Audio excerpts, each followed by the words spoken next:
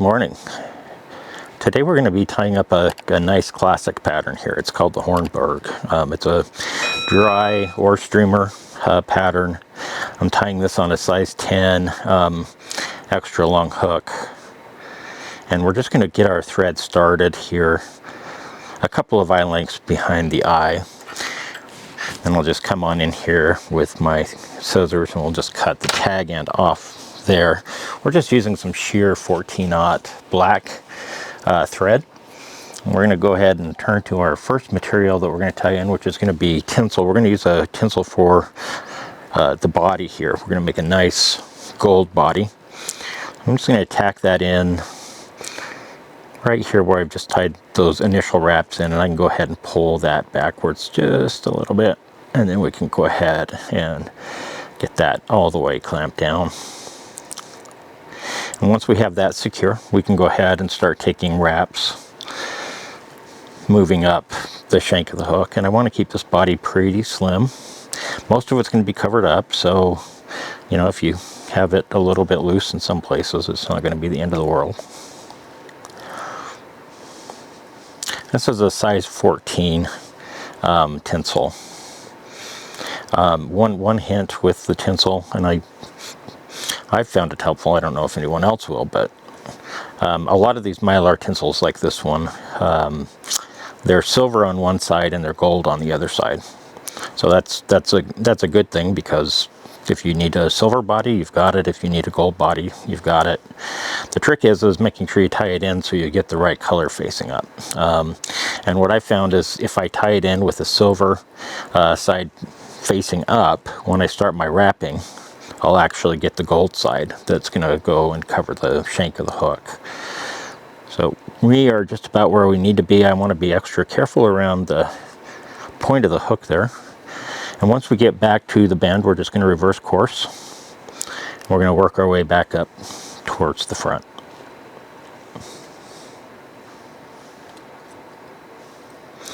You could probably go with a larger tinsel here, make it go a little bit faster, but I can just lay a smoother body down with this size. It's just a hair smaller.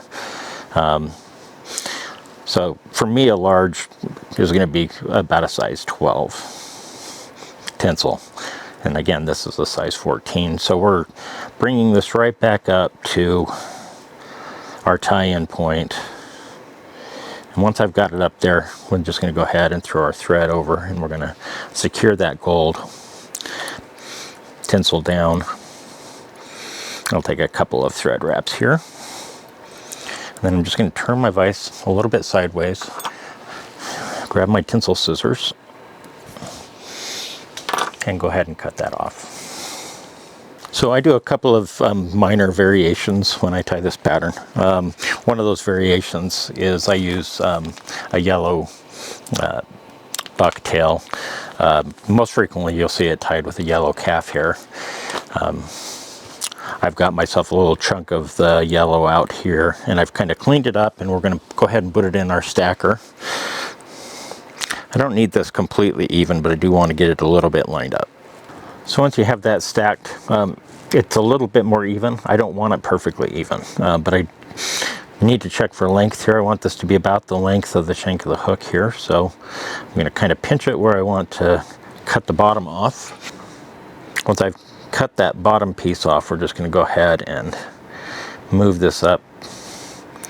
Take a couple of wraps just to make sure we've got the right length.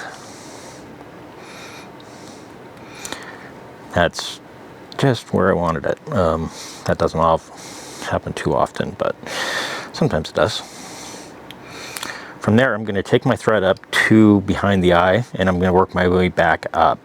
We're going to have a hackle on this, and so I want to start building kind of a nice even transition as I tie on a few of these initial materials. So one of the variations I do on this pattern is I like to use Woodduck. Most commonly you'll see it tied with a Mallard flank. This is going to be a Woodduck flank. And I prepared two feathers that are the same size, about like that. You can see that they kind of curve in this way. I want those to curve backwards, not away from the hook, but inwards. So we're just going to kind of take this first one, hold that right where I want it tied in. I'm just going to take a couple of thread wraps to get that secure, while I also look and see if it's about where I want it to be.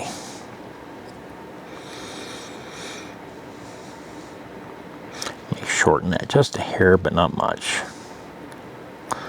There we go. Then we'll take our other one. It's going to turn in, so these two are going to be facing one another.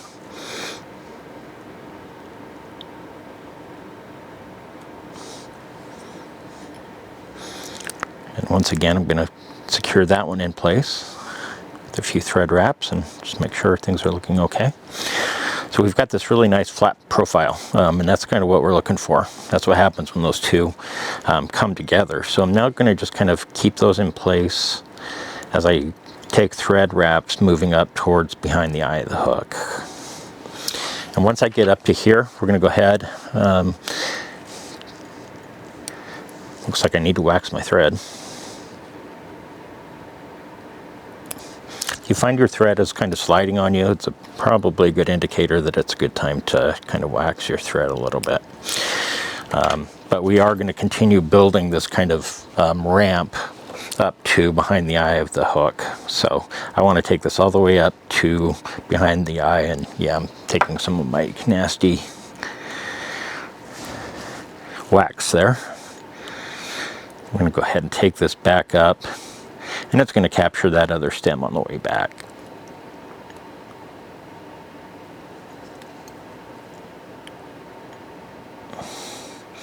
I'm still working, and I'll look from side to side because I do want to make sure I keep I've got a hackle that's going to come on right here, and I want to make sure I've got a nice even spot for it to go. So next I'm going to go ahead and add a couple of jungle cock eyes. You can use synthetic. I think it may not even be legal to get those anymore. So I just happen to have one because I've been tying flies for 150 years. So I'm going to take those, and I'm going to want these to extend about halfway down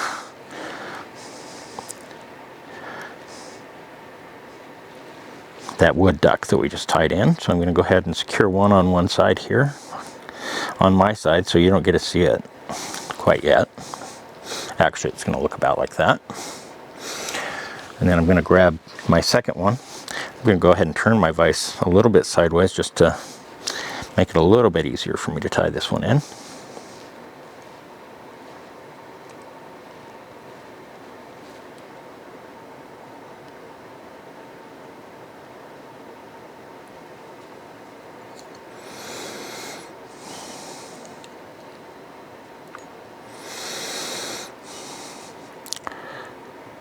Try to get that right on the trajectory that I want it on.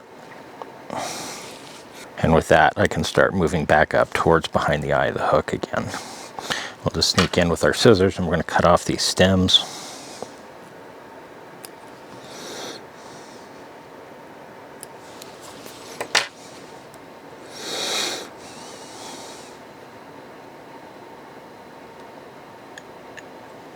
We're getting pretty close there. So from there, I'm just going to go ahead and take my thread right on back to where I want to tie in my hackle. So this is where I make my last kind of adjustment variation to the pattern. You'll often see this tied with both a grizzly hackle and a brown hackle. I'm actually going to tie it with a nice dark barred ginger hackle, and I'm only going to use one feather. And it's still going to give me the robust kind of hackle that I'm looking for. I'm going to want to tie that in right back here where I want that hackle to start. I'm going to take that first wrap on that side. I'm going to take my next wrap behind it. So now that hackle is standing up at a 90-degree angle. And that's exactly what I want it to do. From there, we're just going to start moving back up towards behind the eye. You'll see that the stem of that hackle is going to start following us up. I'll go about that far, and then I'm just going to turn my vise. I'm going to sneak in, clip off the excess of that hackle, and we're just going to go ahead and keep tying right up to the point where we're going to end our hackle. So we've got our bobbin in the cradle. Let's go ahead and put our hackle pliers on this piece of hackle.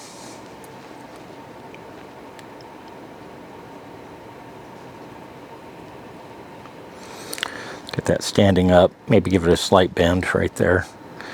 Just going to take your time with this. It's no need to hurry here. I'm just going to take kind of touching wraps of the hackle moving up forward.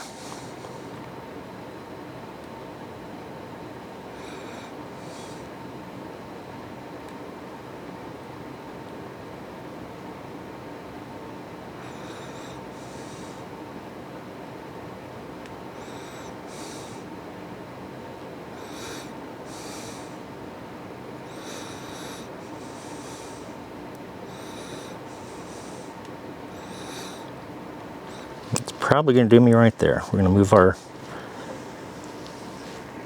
bobbin cradle out of the way. Let's get a wrap over the top of that feather so we can secure it in place.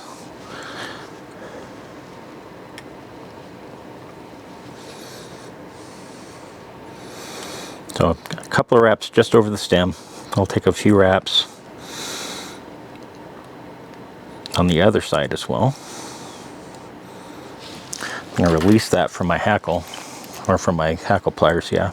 We're going to throw in just a couple of quick whip finish half hitches here, just to make sure we preserve kind of where we are. And then we'll go ahead and we'll clean up a little bit, clip that balance of that hackle off.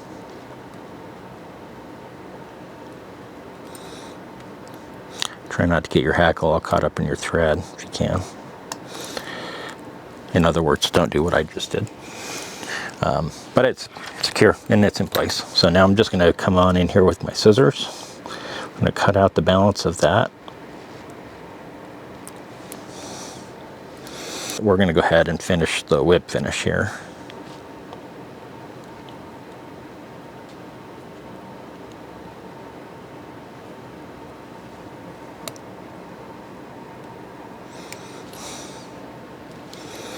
About like that. Then I can go ahead and turn my vise upside down a little bit so I can get to where that thread is coming out, get my thread cutter, release, and with that we're pretty much done.